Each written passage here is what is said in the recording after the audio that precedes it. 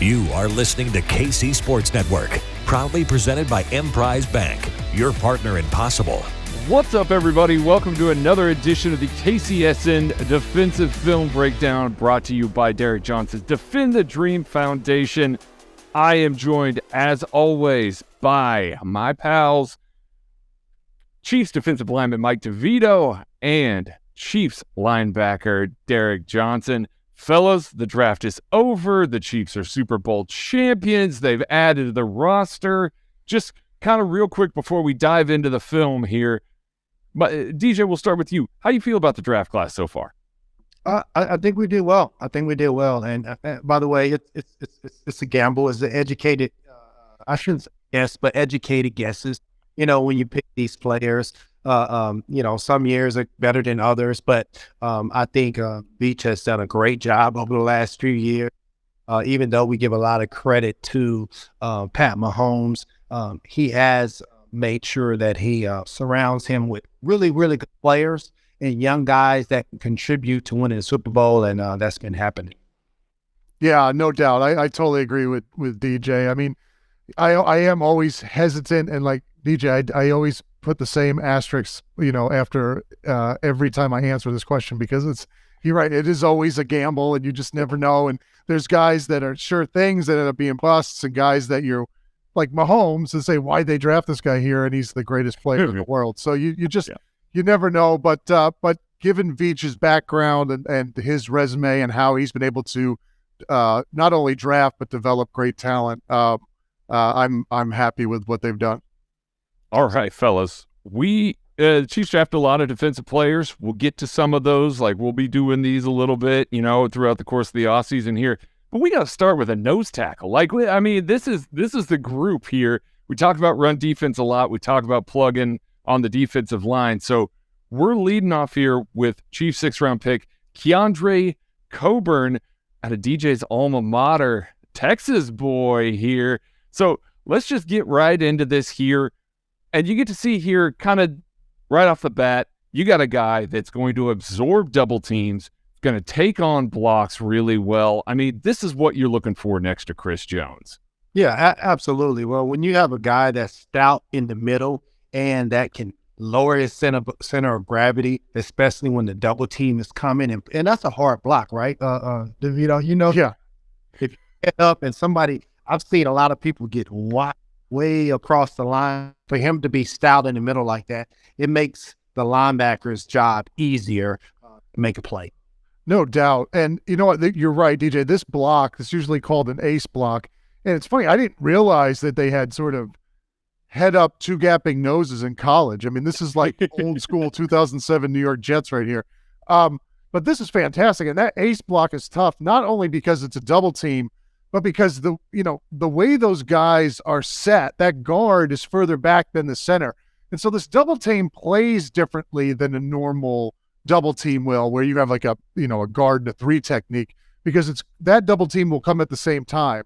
This one, you're engaging and then you're waiting a second, and then you have to hit back into that guard who's coming down, and he has more space to come down and get on your hip. So this is really an excellent job. You see him stay low, fire off, and play back a little bit into that guard, and he doesn't get wide. I mean, this is teach tape. This is excellent right here. Yeah, and I got to add to this. Sometimes you see this as defensive tackle or defensive nose guard, and people say, he didn't really do nothing. He did a lot on this play because for him to get tripped up in the back, he had to apply pressure to hold his ground and anchor down, just so the line doesn't get washed across. Man, I've played behind a lot of nose tackles, and I tell you what, they do a lot of selfless jobs in the middle.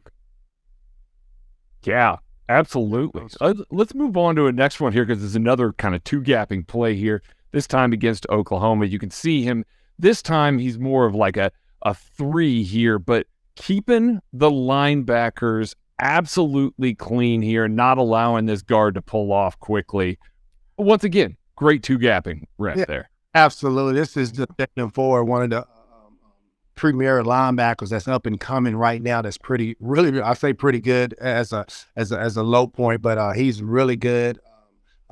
But I tell you what, this is a perfect opportunity for linebackers to shoot the gap. When you're heavy on a double team, right now you need to go shoot the gap and go make a play, because Keondre did a great job by taking on that double team. And I mean, Keondre's not going to make the play, but for him to hold that guard just long enough for that linebacker to shoot in there, man, this is like deja vu. I've seen Mike DeVito same instance right here, and I'm like, after the play, like, good job. The only difference is I only had to hold it for half a second because you were flying through that gap 100 miles an hour. But what I love about this is, ideally on this play, so this is a hard scoop block, right? So it's a double team that's moving, and the idea is for that guard to get up to the backer and that tackle to overtake the 3 technique. Now, what he does is he gets a little bit turned, and so this is where it can become difficult in this position, right? Ideally, you want to stay square and fight that hard shoulder of the guard and try to wash that down. He gets turned a little bit, but DJ brings up a great point. He has a savvy veteran move right there of holding on to that shoulder pad. Because now, even though he's a little bit turned, a little bit out of position, he holds on long enough to let his linebacker get free. So every got to get it done, you get it done. And again, that's a veteran move, and a surprisingly good technique for a college 3 technique. Yeah, absolutely there. Now, lots of reps like this that are on tape. You see lots of 2-gapping reps. This man's not just a 2-gapper here. You can see him from the nose here, defeating a block quickly here, shooting into the backfield, feeling this, kind of this shift against power where they're trying to down block him here. That's a 330-pound man that's knifing into the backfield.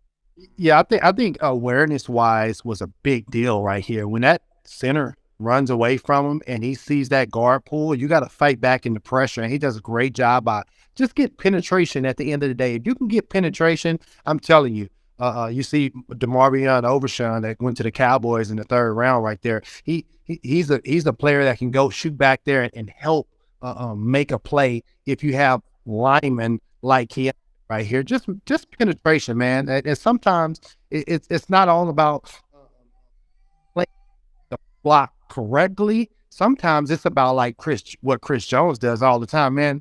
I may get scooped or whatever, or somebody may scoop me, but I tell you what, I'm a wreck havoc in the backfield, and it messes up everything. No, exactly, and that's the thing, right? I mean, you could be nitpicky with all of this stuff, but he gets penetration, makes a play in the backfield, so it's hard to complain. The one thing that and again, I'm not trying to, the guy's a great player, so don't get me wrong.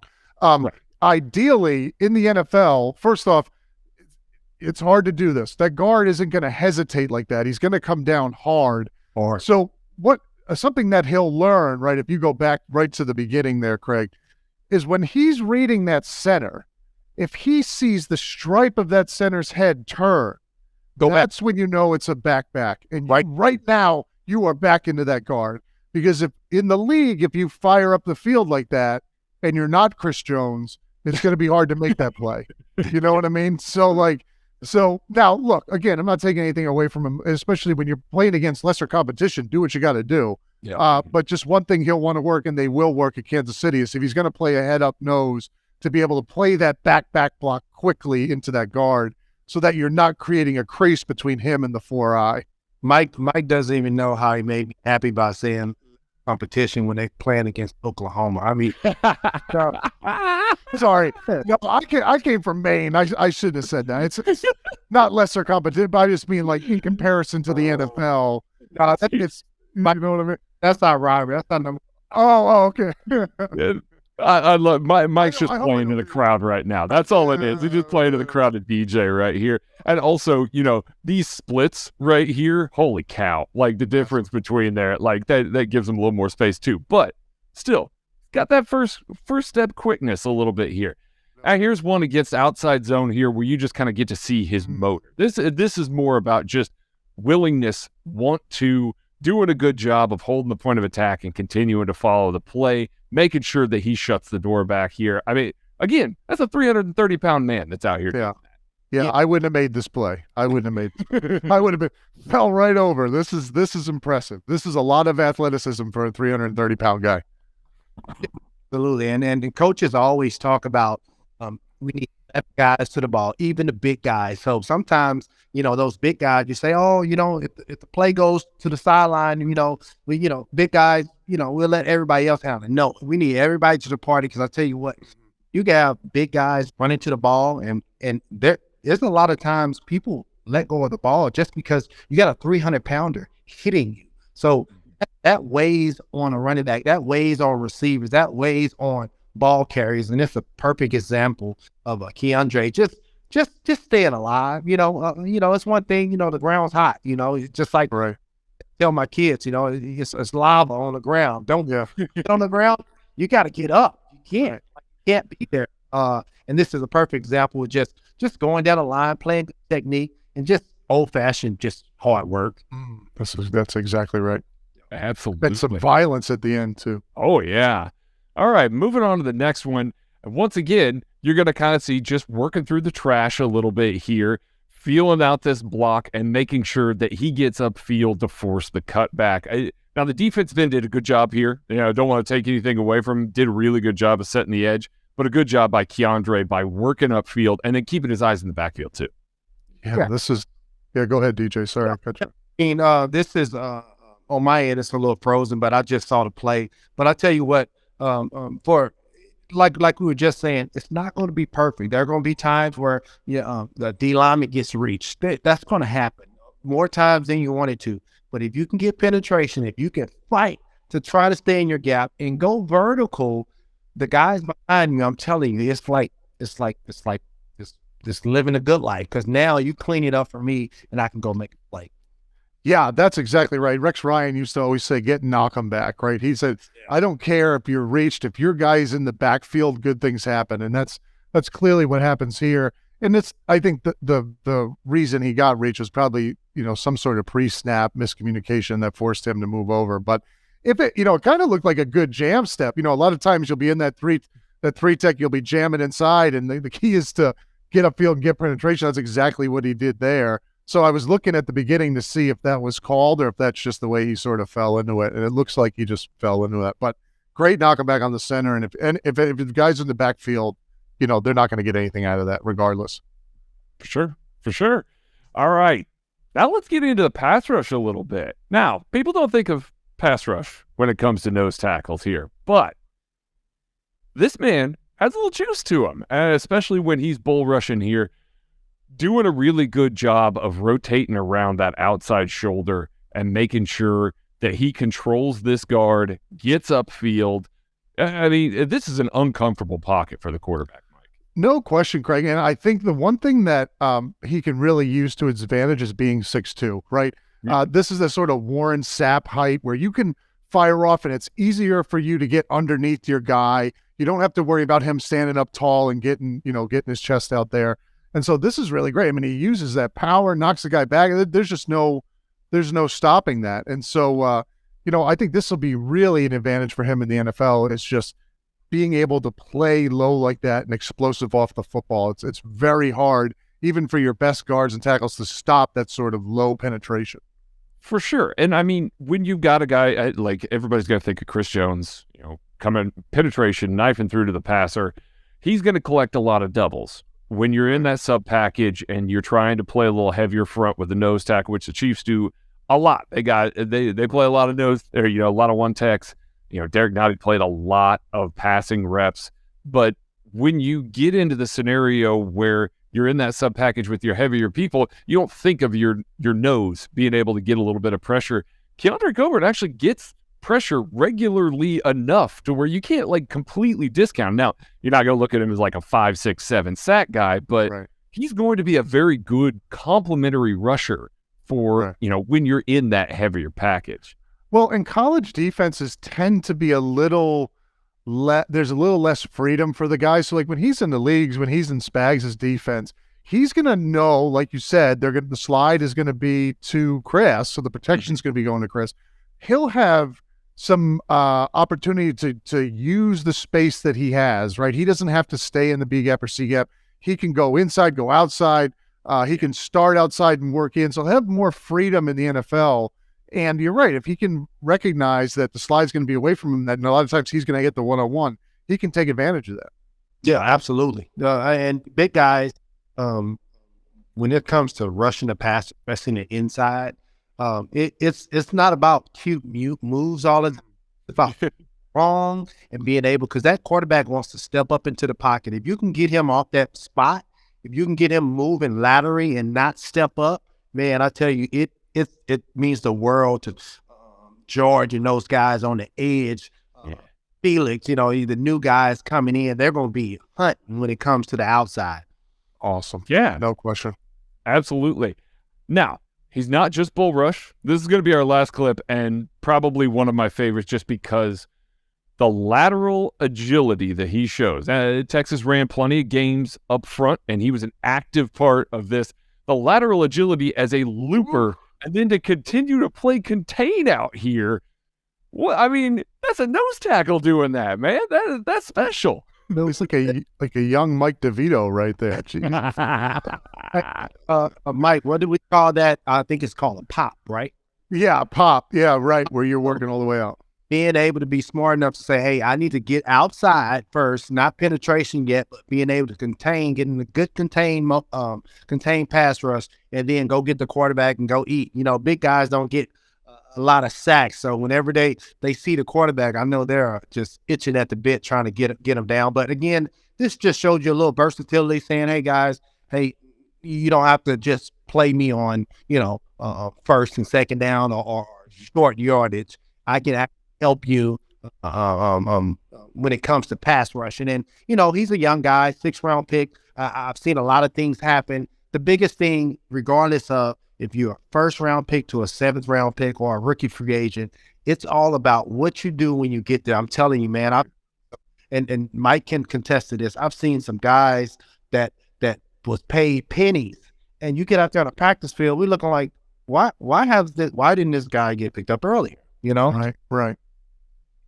No, I totally agree. I mean, I'm actually surprised that this guy's a 6th-round pick. I mean, this is really good stuff. And yeah, no question. I mean, like we said at the beginning, that there's an element of luck to this. You're not always going to get guys right, and you're gonna get some. You're gonna miss some guys that are going to fall through the cracks and that are going to show up as late round guys, undrafted free agents that make the team. But this young man looks like he really can contribute. And I don't know how much popping they do in Spags defense, but I actually did make a sack, one of my 5 in the NFL against Brock Osweiler, popping from a 3 technique position. And when you have all these pass rushers coming from one side, it puts you in a good position. So, but the key is being able to get out there. And if you look at his footwork and his ability, his speed to get out there, I mean, this is, and a lot of people will want to take that bait there. There was an opening between the guard and the tackle. A lot of people want to take that, and he was smart enough to keep going. So really a smart player. And that's Chiefs' 3rd-round pick, Wanya Morris, that he's going 3rd round. There. Yeah, Third. Well, no, Keondre Coburn's a 6th rounder. 6th round. But the Chiefs' current 3rd rounder right there, 64 out there that he's putting through the ringer there. Make it work that mirror a little bit. I mean, that's pretty good. Mike, that pop sack that you had, was that the one that you dabbed after? Or I have so many. I get a sack. Well, once every 2 years, I have all these dance moves loaded up. So, well, that is it. That's all the film that we have here, fellas. I'm in full agreement with you. I thought that Keondre Coburn should have gone a lot earlier. As a matter of fact, when there was a big run on kind of that one tech, this interior defensive lineman at the end of round 3, I thought that when it got to the Chiefs pick at Wanya Morris, I was condoning for Coburn right there. The fact that he lasted another 3 rounds, the Chiefs get a value there. He's a high football character guy. We got to talk to him at the Shrine. If you guys are watching this right now, go to the KCSN YouTube page. You'll be able to watch that video, watch that interview. Awesome dude, easy to root for, good football player. I'm ecstatic to have him on the roster. So I really want to thank Mike DeVito for joining us, Derrick Johnson for joining us. We'll do a couple more of these as we get through the off season. Stay tuned, like, share, subscribe for everything that we're doing here at KCSN. be kind to each other, and we will catch you later.